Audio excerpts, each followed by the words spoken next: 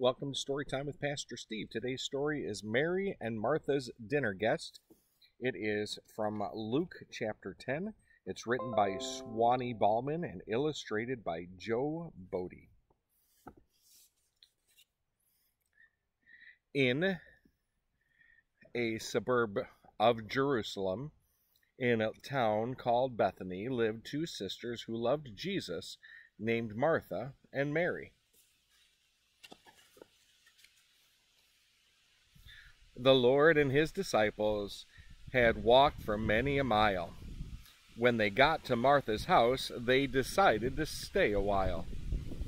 Jesus and his followers came in and took their seats. Martha joined them. Mary sat right at the Master's feet. They listened to his wise words. The minutes passed so fast. Then Martha thought, "How rude of me! I should feed my guests."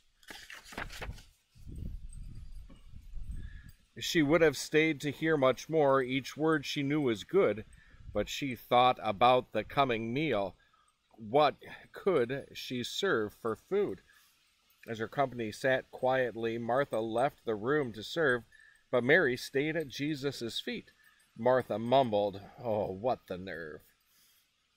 She knows that all our visitors will be hungry very soon, yet there she sits while I prepare the food out here alone. The more she worked, the more she thought about the idle girl. "It's not fair she sits while I work." Martha's mind, full of anger, whirled. Finally, Martha could take no more. She walked to Jesus' place. He ceased to speak and looked at her. She had something to state.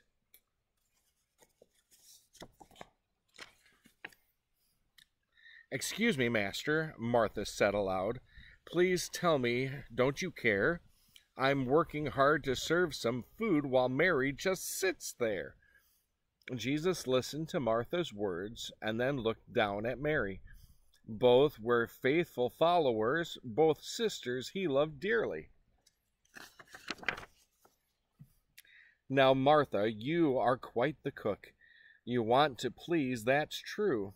You keep the house well, and I know it's important to you. But I am here to tell you things. I have so much to teach.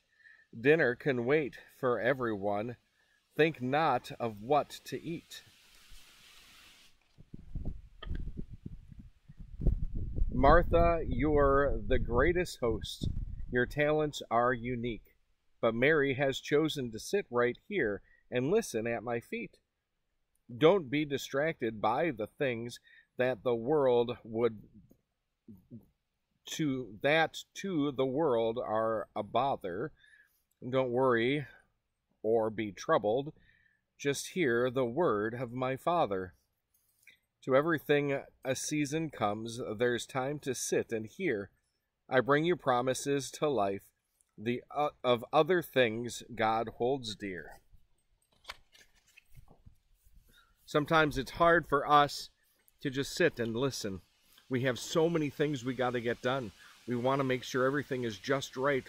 We're so busy building campfires or cutting down trees or doing work around the house that sometimes we forget that we just need to sit and listen to the wind blow and listen to the trees and the birds and the chipmunks and realize that God is showing us how much he cares for each of us and how much he loves each of us. So take time to be still and listen. Listen to God's word. Listen to the world that he created in love for you and me. May God bless you tonight.